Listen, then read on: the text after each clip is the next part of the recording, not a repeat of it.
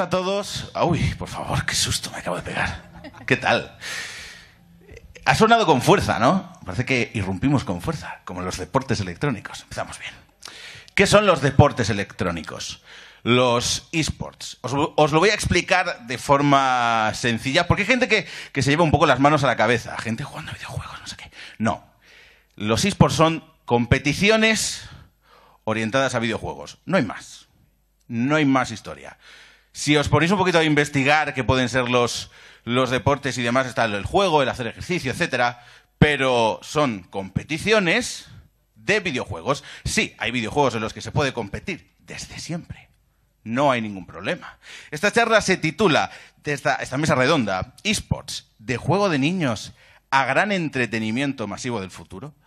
Para hablar de todos estos de este tema, hemos pasado de un juego de niños a este gran entretenimiento masivo del futuro. Tengo por aquí, por ejemplo, al señor Alejandro Cotrina, a la señorita Ana Oliveras Anuk. También tengo por aquí a Borja Mengotti de Vodafone, a Miguel Hernández de Acer, a Emiliano Nicolor de Asus, a David Pérez Fernández, de director de marketing de informática de Corte Inglés. También tenemos a Álvaro Orgüelles del VP y a John Yaguno, de la director general de la Federación de Videojuegos y Deportes Electrónicos.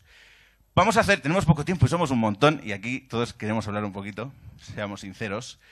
Pero antes de hablar ya hemos dicho qué son los deportes electrónicos, vámonos un poquito al comienzo. Y para hablar del comienzo, qué mejor no sé si, creo que la primera, Anuk. Sabes que siempre te toca a ti, eso ya es el prólogo. Sí, no pasa nada. Tú empezaste, pero eres la primera jugadora internacional y que ha estado dando vueltas, que has hecho prácticamente de... ¿Cuántos años llevas en esto de los deportes electrónicos? No hace falta. Pues, aproximado. Llevo 20 años ya jugando a videojuegos. Bueno, desde los 5. Exacto. Claro. Ahí empecé, sí. No, llevo muchos años y la verdad es que lo que sí que empezó como un juego de niños, por así decirlo, pronto para mí se convirtió en una pasión que quería llevar un paso más allá. Lo que pasa que igual nací demasiado pronto para que eso fuera posible y hoy parece que ya empezamos a dar esos pasos en las direcciones que en aquel momento se vislumbraban, ¿no? ¿Cómo fue? ¿Cómo eran las competiciones por aquel entonces? ¿Cómo eran los premios? ¿Cómo era la implicación de las marcas en esos primeros torneos de los deportes electrónicos? Cutre, un poquito cutre. Sí que es verdad que hay unas marcas que están desde el principio y que siguen estando a día de hoy y muchas otras que se han ido sumando con los años, pero a nivel de preparación de eventos y demás era todo como muy casero. Yo me acuerdo de trabajar con CPL, que en aquel momento era el gran evento, y nosotros mismos cogíamos los PC, los montábamos, los poníamos en un camión, subíamos en un autobús y todos juntos, como crew, ¿no? como equipo, íbamos a donde tocara, pues a Copenhague, a Niza, donde fuera, y montábamos allí todo aquello, tal, para que la ilusión de todos nosotros fuera posible. Y tú que has estado varios años más tarde en Baskonia, ¿cómo es ahora, por ejemplo, el trato que recibían cuando se inició el Baskonia Atlantis, luego se convirtió en Baskonia? ¿Cómo fue la diferencia? Cuéntanos un poco para la gente que nos esté escuchando a través del stream o que esté por aquí, ¿cómo se recibe, cómo se trata a un jugador de deportes electrónicos ahora? Bueno, en el caso de Baskonia, que es un poco especial, aunque luego con Quentin iremos a niveles, ¿no? Pero cuéntanos un poco. Es una pregunta amplia, porque Correcto, sí que es verdad que también los que empezábamos entonces teníamos una idea diferente de cómo era todo. Que te dieran una camiseta a un club era como, wow, soy famoso, soy genial, ¿no? Y a día de hoy los jugadores ya vienen y te dicen, bueno, ¿cuánto voy a cobrar? Entonces, desde el punto del jugador las cosas han cambiado. Desde el punto del club también, porque antes montabas un club con ilusión, con amigos, con colegas, con gente que conocías y ahora la cosa va más en serio. Ya buscas gente, perfiles, quieres que tu equipo gane. Entonces, y en cuanto a patrocinio, pues lo mismo.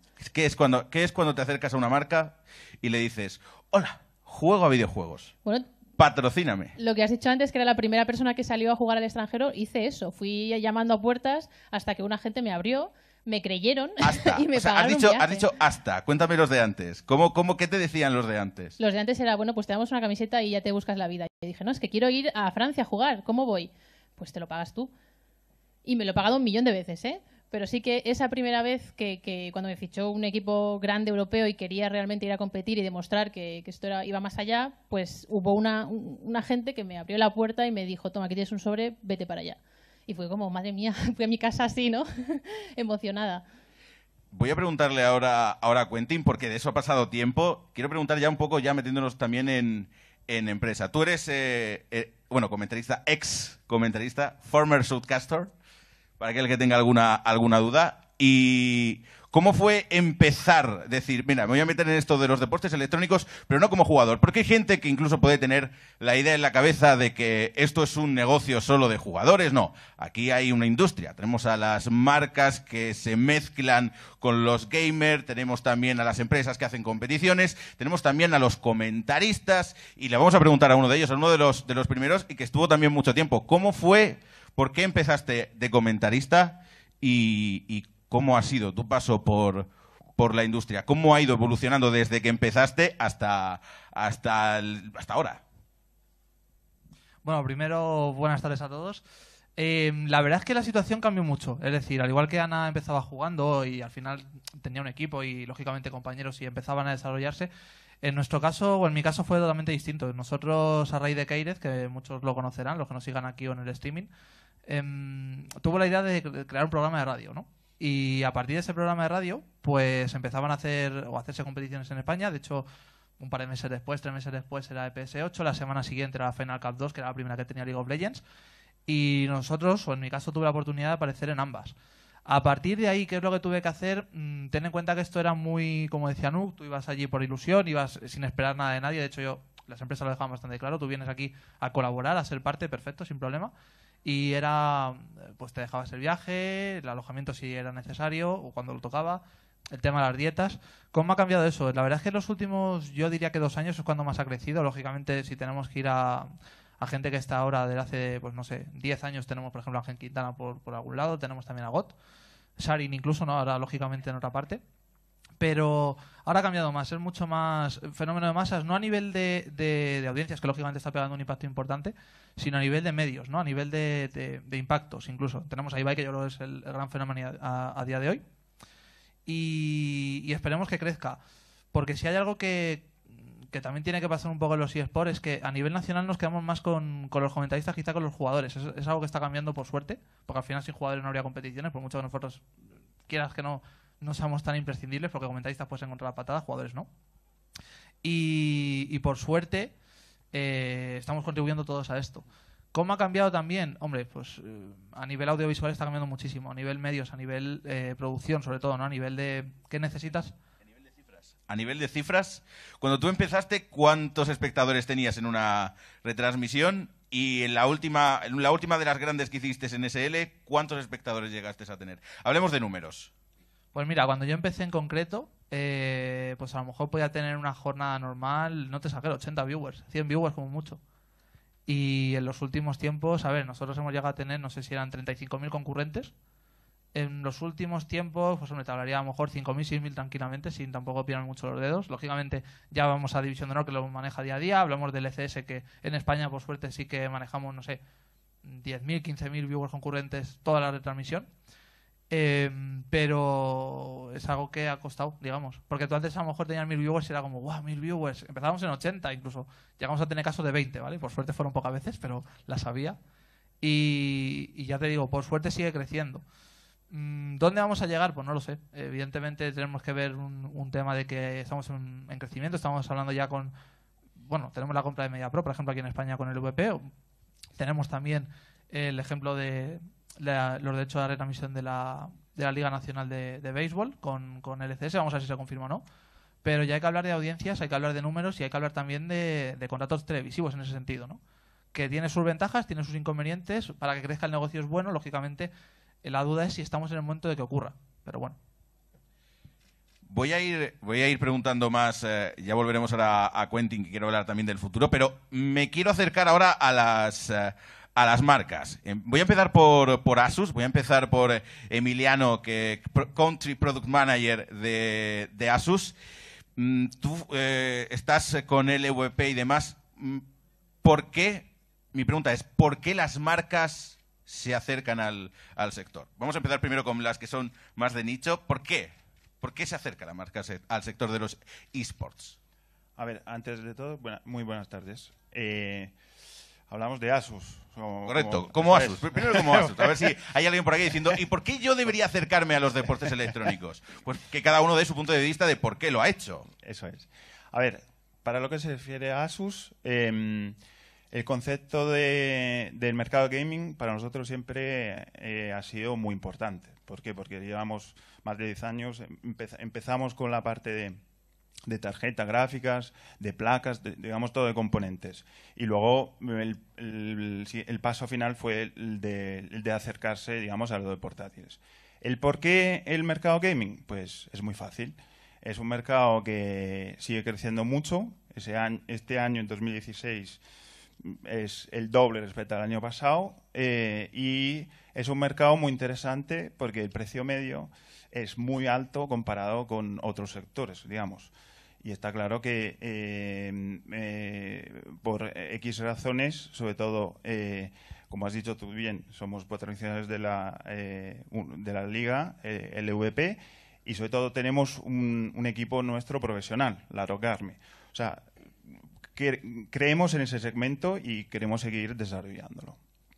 Vamos a pasar a Miguel Hernández de Acer, porque vosotros, además, lo que hemos visto ahora, algo que los que estamos en el sector nos ha parecido como una especie de ruptura con todos, ¿no? Con el patrocinio de Riot, de la LCS y demás, y con un producto muy fuerte que no paráis no se ve por todas partes, como es Predator. Pasamos ¿cómo decirlo?, de crear un producto para una pequeña parte, ahora a intentar llevarlo a todo el mundo. ¿Por qué se acerca a Acer y por qué esta estrategia?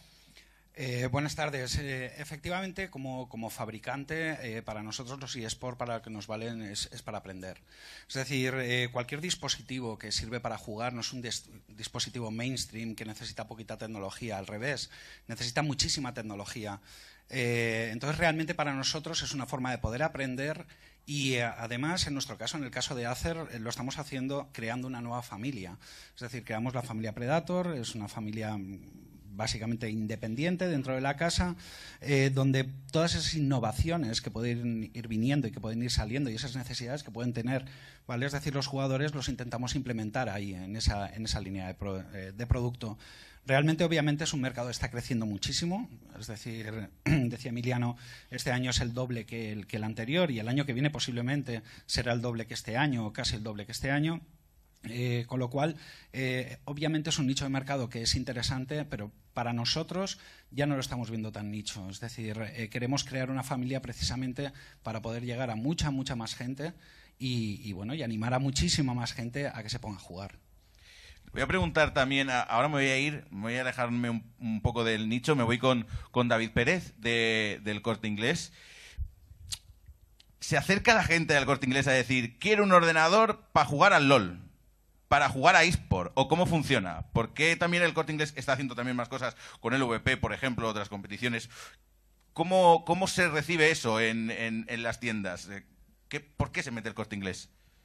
Hola, efectivamente el Corte Inglés está muy metido como cualquier empresa, ¿no? Efectivamente es un fenómeno, como estamos comentando, mucho más de mainstream, ya está en todas las marcas, no únicamente los fabricantes, nosotros como distribuidor, incluso vemos a Coca-Cola, Telepizza, todas las marcas están ahí metidas y si atendemos a los números, estudios de Newzoo o de Pricewaterhouse, está hablando de fenómenos de 400 millones de euros de inversión, o sea, todo el mundo quiere estar ahí.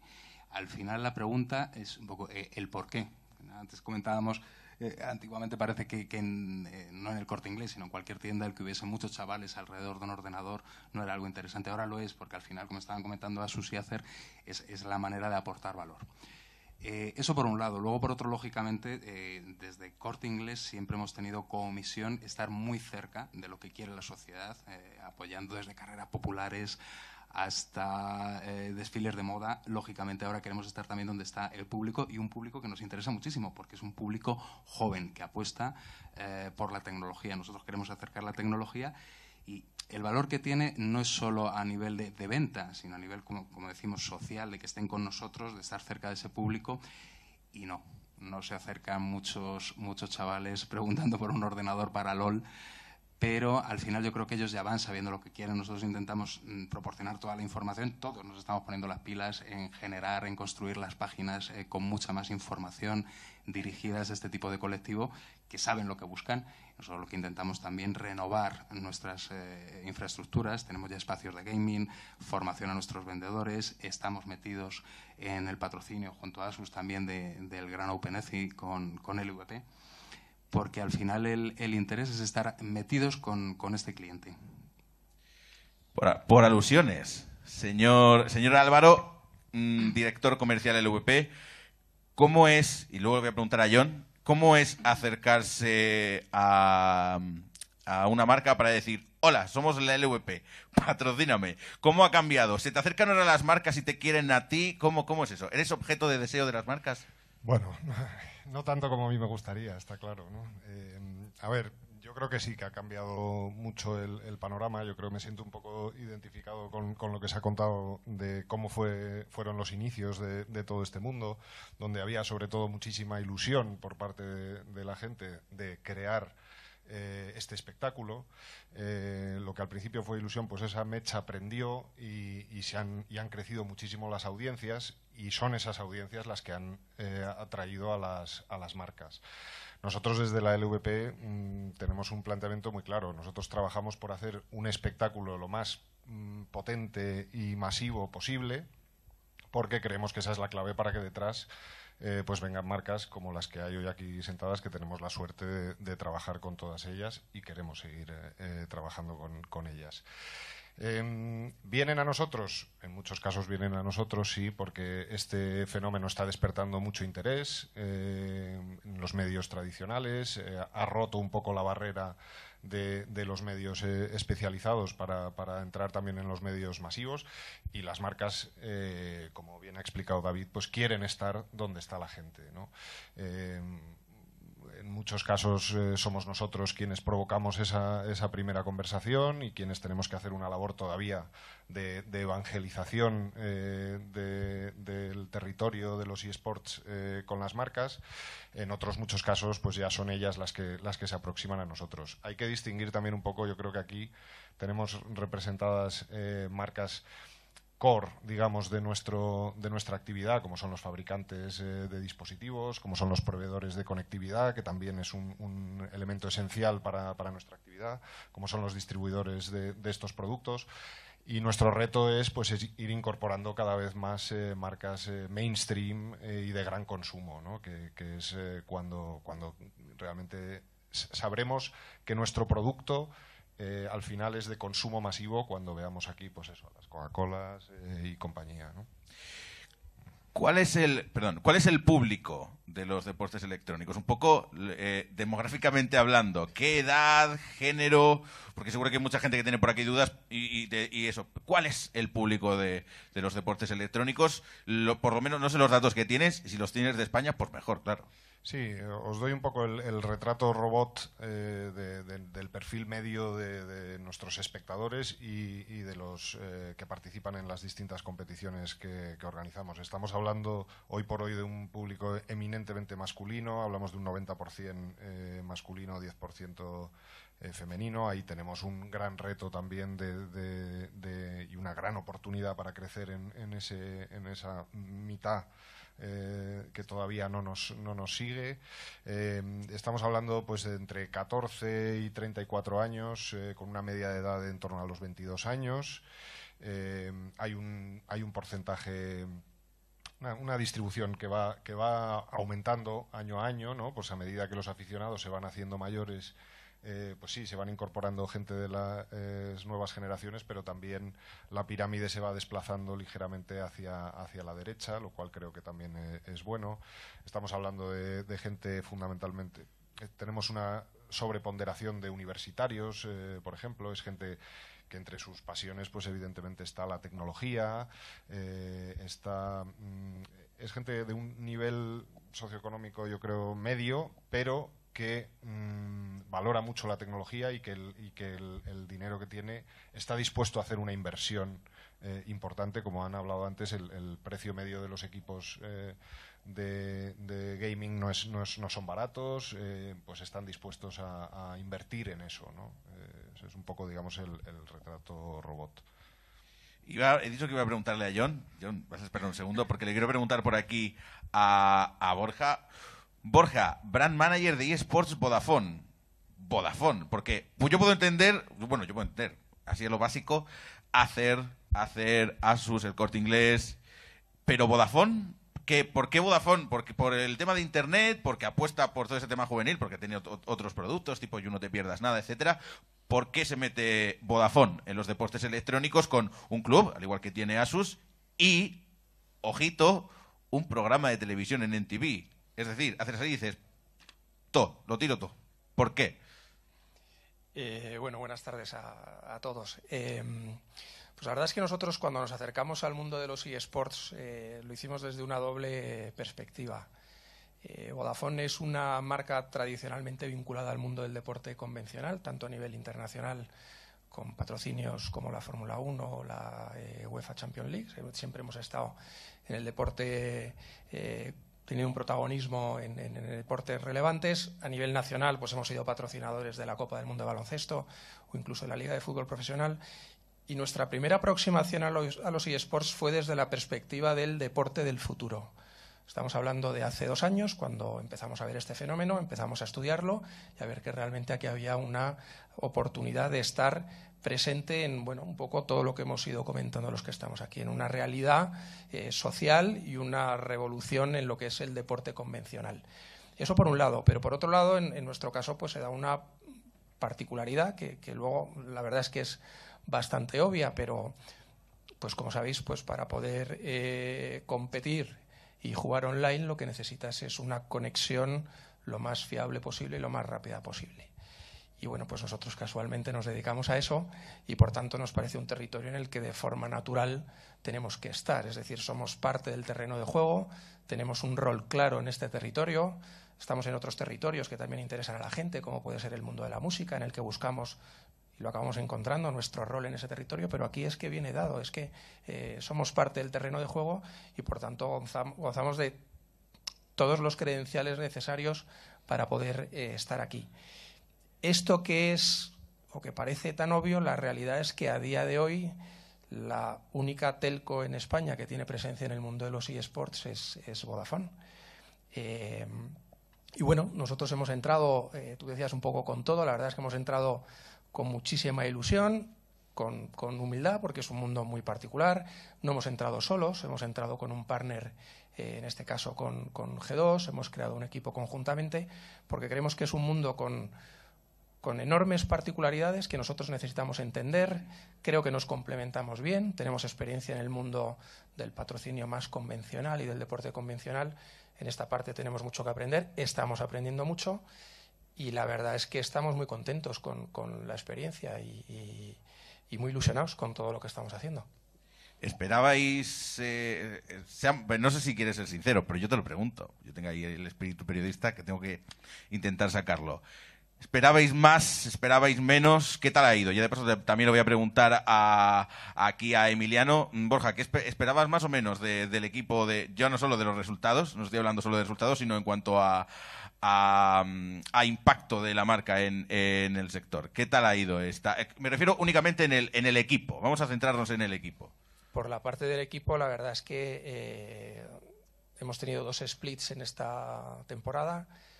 En el primero no nos ha podido ir mejor, es decir, un equipo debutante que además, como bien decías, hemos creado un contenido, un programa de televisión en el que estábamos contando cómo pues jóvenes profesionales, pero no probablemente los más reconocidos del sector, pues los hemos preparado para competir y al final pues de esa larga historia se plasmó en una final de División de Honor que se jugó en Madrid, que nos proclamamos campeones.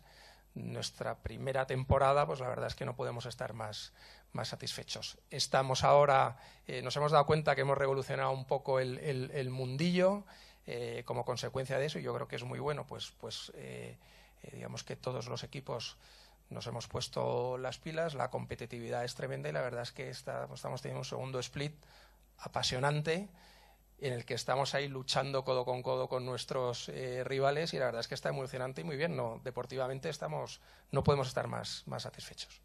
Emiliano, ¿cómo ha sido también? Porque vosotros también empezasteis, también una apuesta diferente, pero también fuerte. ¿Qué tal? ¿Cómo han ido los resultados? ¿Cómo ha pegado la marca en el público, en el sector? A ver, los resultados este año han sido muy buenos. O sea, sobre todo nuestro Rock Army ha ganado muchas competiciones, pero la verdad lo que más interesa al fabricante es al final la venta. Entonces, lo que hemos visto es que este año hemos conseguido alcanzar, para lo que se refiere a portátiles, la posición número 1 del mercado. Y claro, y eso ha sido un buen resultado, incluso algo inesperado para todos nosotros. Y eso nos complace mucho haberlo conseguido. Voy a preguntar por aquí a Miguel Hernández. ¿Qué oportunidades, cómo le gustaría a una marca, cómo le gustaría meterse un poquito en el sector? ¿Cómo te gustaría decir, mira, nosotros queremos ser participantes? Ya lo sois de forma internacional, pero coméntame, ideas. Bueno, estamos, junto con otros partners de la industria, estamos estudiando la posibilidad y posiblemente la hagamos realidad el año que viene de crear un poco, pues bueno, una escuela, ¿vale? Es decir, de gamers a nivel nacional. Es decir, creo que es una buena idea, ¿vale? Es decir, también estaban comentando cuando, bueno, según van pasando los años, es decir, los gamers van subiendo de edad, creo que tenemos que contribuir a través de la tecnología y tenemos que contribuir también a través de nuestros esfuerzos a crear una base y que esta base sea lo más amplia posible, etcétera, etcétera. Yo creo que en los próximos meses iremos dando más detalles, ¿vale? sobre bueno, esta iniciativa que yo creo que veremos nacer durante el año que viene y que creo que sinceramente es interesante. Podemos contribuir de muchísimas formas, ¿vale? Es decir, no solamente a través de nuestra tecnología, a que la base del gamer y de los eSports sea cada vez más grande y más grande. Voy a volver a David Pérez. Ya nos vamos acercando ya un poquito al futuro. David, ¿nos espera una Navidad muy gamer, muy de gaming o qué? Completamente seguro que sí. No solo por todo lo que se refiere a eSports, todas las competiciones gamer y demás, todas las acciones que estamos montando con Acer, con las marcas en los centros, cada día los tenemos más animados, se nos quejan muchas veces los vendedores, pero bueno, si no cabe el público, porque están por aquí todos los chavales jugando, o sea que en ese sentido sí, y a nivel de ventas, como estaba diciendo también por la parte de Asus, seguro. O sea, cada vez la oferta... Antes era de nicho, como estábamos comentando, y probablemente lo podías encontrar en cualquier comunicación, en la página web, en un catálogo, en una esquina. Ahora cada vez tiene más protagonismo, porque además tiene esa parte aspiracional. Es como sucede a lo mejor en el mundo de la fotografía. No todo el mundo es un fotógrafo profesional ni se va a comprar la reflex de último modelo, pero todo el mundo pregunta, oye, tu primo fotógrafo o el cuñado famoso, ¿no?, que es fotógrafo, ¿cuál es la cámara que te gustaría comprar? Pues yo creo que está sucediendo un poco lo mismo dentro de la tecnología con el mundo del gaming. Probablemente haya juegos para los que se necesiten equipos mejores o peores, pero al final la sensación o las sensaciones de ese jugador jugando en un equipo de última generación, mucho más parametrizado, mucho más pensado o diseñado para un juego, hace que luego todo el resto les puedan seguir, ¿no?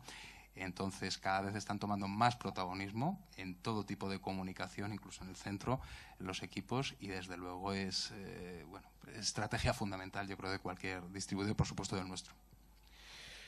Alejándonos un poquito ya de las marcas, señor John, te voy a preguntar a ti, director de la Federación de la FEBES, Federación de Videojuegos y Deportes Electrónicos.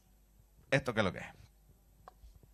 Bueno, en primer lugar, gracias por invitarme a esta mesa, por permitirme compartirla con profesionales tan ilustres. Bueno, la Federación Española de Videojuegos e eSports nace como una iniciativa con el objetivo de establecer bajo un mismo marco de actuación, bajo un paraguas, por así decirlo, a todos los agentes relevantes implicados en la industria de los videojuegos a nivel nacional. Esto suena muy amplio, pero es que realmente lo es. O sea, estamos hablando de ámbitos de actuación desde el punto de vista del empleo, de la educación, de la juventud, de los deportes en el que están enmarcados los eSports, y cuenta con el respaldo respaldo, en este caso, de la Administración Pública a través del Ministerio de Sanidad y Servicios Sociales, personalizado, digamos, en el INJUVE, en el Instituto de la Juventud, con un claro enfoque al usuario, porque al final lo que ha detectado la Administración Pública es que sin el usuario todo esto no tiene ningún sentido. Básicamente, estamos aquí todos para ofrecer un servicio de valor añadido al usuario que juega, compra, comparte, ¿vale? Antes estaba mirando, la mitad del público que tenemos está tuiteando, seguro, pues al final porque pertenecen a una comunidad, comparten ese tipo de contenido y es un poco lo que pretendemos. O sea, que el crecimiento del sector a nivel nacional, que no existe como tal, a través del conocimiento y la experiencia compartida, pues podamos llegar a generar un fomento del talento que tenemos en España, tanto a nivel de marcas como a nivel de jugadores, como a nivel de clubes, que se pueda exportar al extranjero y que sea una representación realmente significativa de la marca España. ¿Y qué es lo que pretendéis hacer en deportes electrónicos? Porque se ha dicho que no es una federación deportiva, etcétera, pero la FEBES sí que va a tener participación, sí que va a tener una actividad en hacer que los deportes electrónicos reciban cierto reconocimiento. ¿Cómo va a ser ese proceso? Que mucha gente que todavía tiene la duda, ¿cómo va a ser ese proceso? Vamos a ver, pues al final uno de los objetivos de la federación efectivamente es cubrir una necesidad inherente al propio sector que nos transmiten jugadores, marcas, usuarios en general y la propia administración pública, que es convertir los eSports en un deporte reconocido a nivel nacional. Sucede en otros países, pero aquí sería algo pionero a nivel europeo. Estamos colaborando con el Consejo Superior de Deportes, pues para que esa posibilidad sea una realidad a medio plazo, pero para ello se necesita la participación de todo el conjunto, tanto de usuarios como de compañías, como de las propias ligas también, porque hay que dar una serie de pasos que los tienen que dar los propios usuarios, ¿vale? No es que nosotros como federación queramos hacerlo, nosotros no podemos hacerlo si no es con los usuarios. Sí podemos vehiculizar, ejercer una labor de herramienta pura y dura para que eso se lleve a cabo, pero necesitas, por ejemplo, pasar primero por ser una entidad deportiva de segundo nivel. O sea, hay un proceso, ¿vale?, que establece la normativa vigente en España a través del Consejo Superior de Deportes, quien al final decide qué es deporte y qué no. Necesitas tener una estructura reconocida, necesitas tener una normativa común, ¿vale? Hablamos de clubes de eSports. Los clubes de eSports no existen como tal. No hay una tipificación de club de eSports, por ejemplo, ni de jugador, ni de material específico para eSports, ¿vale? Todo eso tiene que estar recogido de una manera que permita crear sector como tal, ¿vale? Y es un trabajo que tenemos que hacer entre todos. O sea, esto es muy significativo que estemos aquí, personal de Vodafone, por ejemplo, hablando de splits, cuando hace simplemente 2-3 años era ciencia ficción encontrar algo así. Realmente creo que es muy positivo. O que las propias compañías productoras de los equipos con los que se juega apuesten por sus usuarios hasta el punto de involucrarse a nivel internacional. O sea, estamos hablando, antes comentaba Ana, ella se cogía su coche y se iba pues a París, iba a donde fuese. Ahora las compañías hablan de estrategia internacional para el ámbito de los eSports, que no existe. Es tan sencillo como eso. Entonces lo que pretendemos desde la federación y con el respaldo de la administración pública es darle forma a todo eso entre todos. Le voy a preguntar aquí a Álvaro. Álvaro, yendo al futuro, vosotros vais a entrar ahora con... Nunca me acuerdo. Chíbamelo, ¿es Mediaset o MediaPro? MediaPro. Gracias. Me lo sabía de memoria. Cuéntame, ¿cuál es el futuro de la liga de videojuegos y qué va a aportar? ¿Qué es lo que vamos a decir? Pues el año que viene podemos flipar porque nos va a aportar esto y esto. Bueno, la verdad que es verdad que la entrada de MediaPro en la LVP ha supuesto un cambio. Bueno, ha sido un momento muy importante en la historia de la liga, eso es indudable. Sin embargo, MediaPro, siendo un socio muy potente en el mundo del entretenimiento, de los medios, de los derechos de retransmisión, de la producción audiovisual, etcétera, ha venido fundamentalmente a aportar y a ayudarnos a hacer crecer esto más rápido. En el sentido, digo esto que viene a aportar en el sentido que no venimos o no viene a cambiar nada de lo que está sucediendo ahora, porque lo que está sucediendo ahora tiene una inercia y está en un momento tan dulce que yo creo que sería un error introducir elementos disruptivos en el corto plazo. Evidentemente, nosotros como liga nos miramos en otras ligas, nos miramos en otros deportes tradicionales, vemos lo que ha sucedido en otros deportes y no dejan de ser un espejo para nosotros, porque bueno, pues cuando hablamos de quién es nuestra competencia, nosotros nuestra competencia pues es el fútbol, es el baloncesto, es el tenis, son el resto de los deportes y espectáculos de masas. Y yo creo que ahí MediaPro pues, nos puede ayudar mucho a mejorar la producción y la calidad de nuestro producto, de forma que sean cada vez más y más los que se sumen a este fenómeno, ¿no? Y podamos efectivamente competir de tú a tú con estos. El fútbol quizá nos venga un poco grande todavía, pero el tenis y el baloncesto los tenemos ahí a la vuelta de la esquina.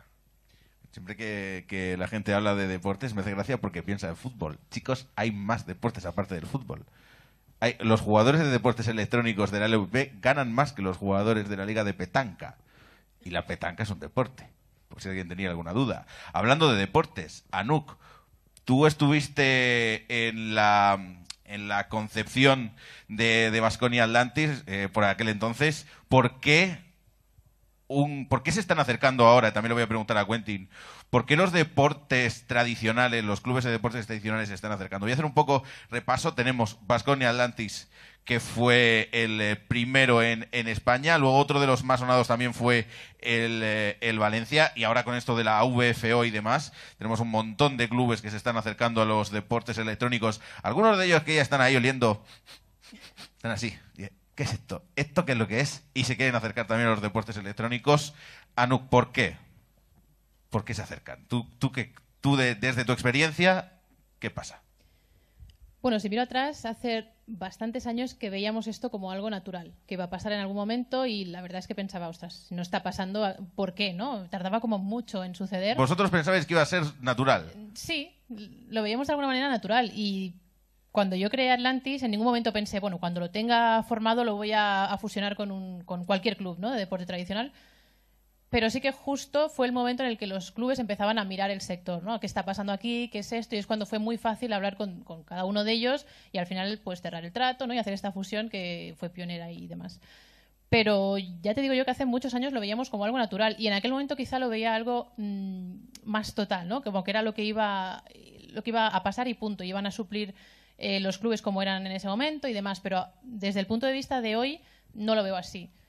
Es decir, está muy bien que se acerquen, ¿no?, y está muy bien que intentemos copiar cosas interesantes de los deportes tradicionales, pero no creo que los eSports deban copiar al 100% lo que hacen los deportes tradicionales. Se tienen que expandir en su propia naturaleza. Y está bien que haya clubes, pues los de Asus, ¿no?, y demás, que no son club de deporte tradicional, ni tienen por qué serlo, ni tienen por qué unirse si no quieren. Es decir, la idea es interesante y está muy bien y yo creo que puede conseguir muchas cosas positivas de un club de deporte porque ya está muy formado, ya tiene unas dinámicas, ¿no?, que faltan en los eSports, pero no creo que sea el todo. Quentin, te voy a preguntar ¿por qué? Deberíamos... También vamos a ver, echarle un poquito la perspectiva, ¿no? Ya sabemos, clubes de deportes, clubes de eSport, ya sabéis, para las ligas, están los clubes de eSport, de no sé qué, participan en las ligas, clubes de deportes tradicionales que se están acercando, el Valencia, Baskonia, cobrando sus sueldos, por si no lo sabéis, la mayoría, los sueldos de los jugadores oscila, ¿no? Oscila mucho, depende del club en el que esté.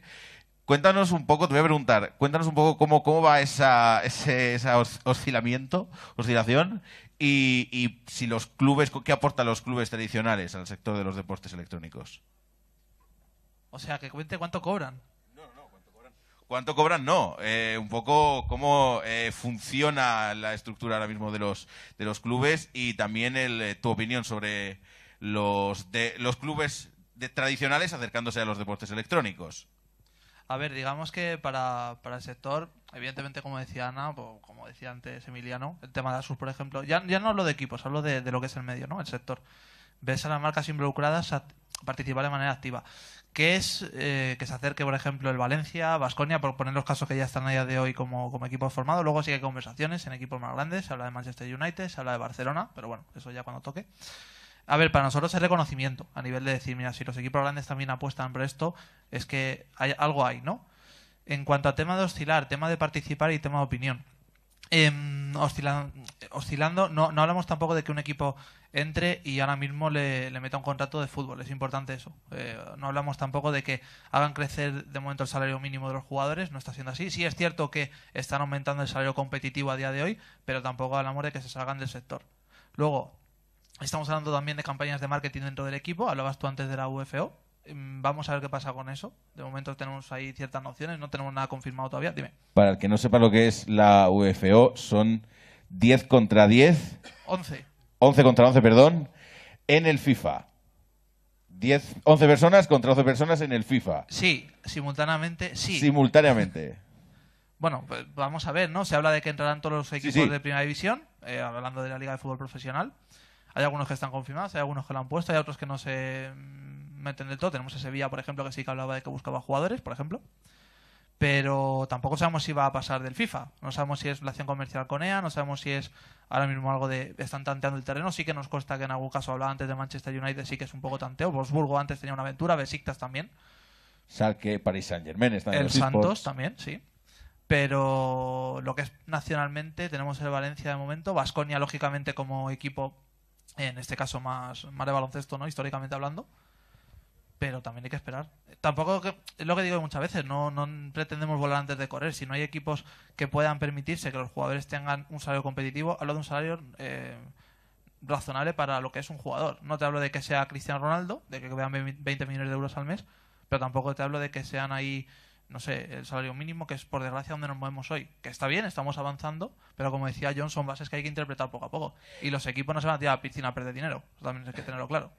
Sé que no eres economista ni nada de eso, pero hay gente, los clubes de deportes electrónicos, para aquellos que tengáis alguna duda, no son solo los jugadores. Son los jugadores que componen los juegos en los que quieran participar, y algunos tienen entrenadores, y algunos tienen analistas, y algunos tienen psicólogos, y etcétera, como los clubes de deportes de fútbol de toda la vida, por si algunos tienen alguna duda. ¿Hay burbuja en los eSports o esto está creciendo tan rápido que no? ¿De qué estamos hablando? ¿De los eSports en general Sí. o de la estructura deportiva? De los eSports en general. En parte sí que puede haber burbuja, pero más que nada por la concepción social que se está interpretando con lo que se maneja, ¿no? Llevamos hablando, viendo los últimos años, ayer veíamos la noticia de 200 millones de dólares que supuestamente va a llegar al acuerdo de Riot con, como decía antes, con los derechos de la Liga Nacional de Béisbol norteamericano. Sí. Pero ¿cuál es la parte real de todo esto? Se habla de audiencia, se habla mal de que la NBA tenía menos espectadores que al final de League of Legends de hace 2 años, por ejemplo. Bueno, del año pasado. Entonces, hay burbuja a nivel de venderlo, yo creo, pero sí es cierto que está creciendo muchísimo. Si tú vienes a los modelos de negocio, hablaba antes también Álvaro de gráfica, de que se estaba desplazando. Si ves el crecimiento, se está desplazando muchísimo. Una gráfica de progresión, ¿no? De crecimiento anual. Pero también hay que medirlo y ser un poco economista y no basarte un poco en lo que lees, sino también enfocarte tu opinión. Y sí es cierto que está creciendo, pero tampoco hablamos de que ahora mismo estemos fuera de dimensión, porque los básicos o los estándares base, hablamos de ligas, hablamos de jugadores, hablamos de equipos, no están generando de momento para poder sustentarse de manera significativa. Sí que hablamos de que se está fomentando eso, de que va a llegar a medio plazo, como decía antes Ana, o decía John, pero a día de hoy no. Quentin, que nos tenemos que ir yendo ya. Son y 57. Tenemos ya la frase de conclusión. De juego de niños a gran entretenimiento masivo del futuro. ¿Cuál es tu conclusión, Quentin? Que sí que va a serlo. Lógicamente, no sé cuál es el plazo que quieres marcar tú en la conclusión. Yo suelo hablar de 25 o 30 años, más o menos, de base. Una generación, básicamente, por si alguno no lo interpreta así. Porque son plazos muy lentos. No hablamos de que esto del año que viene tengamos ya un contrato, tengamos una federación, como decía John, a nivel ya firmado, legislativo y ejecutivo sobre todo. Pero bueno, poco a poco llegará. 25 o 30 años. Una generación. Juste, deja de quitarme el micrófono. Pero sí espérate, hace 2 años, hace 3 años, estaban los clubes que estaban los clubes, no, hace 1 año estaban los jugadores sin sueldo. Y ahora tienen hasta contrato la mayoría. Pero tú hablas del genio que está compitiendo. Tendrás que hablar del chaval que quiera aspirar a eso, que es jugador de tercera división. Digo yo. Anuk, tu conclusión. Que ya nos tenemos que... Ya está, es que nos bueno, echan. Pues yo, desde el punto de vista de mi trayectoria y demás, sí que sé que las cifras son muy jugosas y agradezco que todas las marcas se hayan acercado a los eSports gracias a eso, pero sí que pondría un punto de realidad, de echar un vistazo a lo que realmente hace falta, que todavía hay que educar bastante a jugadores, clubes, incluso marcas que todavía no saben muy bien por dónde tirar. O sea, yo creo que habría que hacer un esfuerzo para que esto no se quede en un bluff, ¿no? Lo que tú decías. Miguel. Bueno, para nosotros como marca, como hacer, es decir, lo que vemos en estos momentos es esta profesionalización, ¿vale? Es decir, de los eSports es lo que tiene que ocurrir. Es decir, se tiene que profesionalizar, se tiene que crear y hacer una industria, ¿vale? Es decir, porque realmente las marcas queremos apostar, las marcas queremos colaborar y realmente buscas un retorno, ¿vale? Es decir, entonces creo que lo fundamental es dar pasos muy sólidos en los próximos meses, años, igual no 30 años, ¿vale? Es decir, igual un poquito menos, pero bueno, precisamente para conseguir esa profesionalización de este sector. Emiliano. A ver, para concluir, para lo que se refiere a Asus, nosotros seguimos viendo y seguiremos invirtiendo en este segmento. Como hemos dicho todos, es un segmento que crecerá y crecerá. Y por lo tanto, siempre o más Asus dará la posibilidad de comprar un portátil para el usuario que se acerca la primera vez al mundo gaming, así como para los usuarios más profesionales. Borja, conclusión. Bueno, yo creo que está todo un poco dicho, ¿no? Yo creo que estamos viviendo un momento dulce, creo que vienen años muy buenos, pero hay que tener un poco la cabeza fría.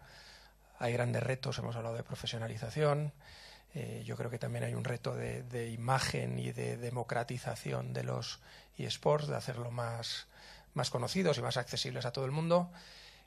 Hay otros retos, está aquí Anuk y bueno, lo hemos visto antes, es una industria de momento eminentemente masculina y otro reto importante es el incorporar a la mujer y ojalá, ¿no?, que lo veamos en los próximos años, pero sin duda el momento es excelente. Álvaro. Sí, yo creo que hay que seguir paso a paso y poco a poco. No sé si efectivamente 30 años igual ahí te has pasado un pelín. Te has pasado contigo. Pero no, ¿qué vas a decir? Ahora continúas, Álvaro, perdón. Tú me has dicho fenómeno de masas, ¿no? No me has dicho otra cosa. Sí, pero no la masa de los Cuatro Fantásticos ni... Vale. Álvaro, por favor. Sí, hay que seguir paso a paso. Es muy importante seguir trabajando en la profesionalización de todo el sector y de todas las estructuras del sector, porque esa es la forma en que vamos a poder dar seguridad a que marcas tan potentes como las que hoy están presentes y más sigan invirtiendo y no olvidemos que al final estos señores son los que pagan la fiesta, y para que estos señores sigan pagando la fiesta y esta fiesta cada vez sea mayor y más divertida, pues tenemos que ir dando paso a paso con mucho cuidado y sin dejarnos llevar un poco por cantos de sirena de un momento que todavía nos queda mucho por demostrar, ¿no? David.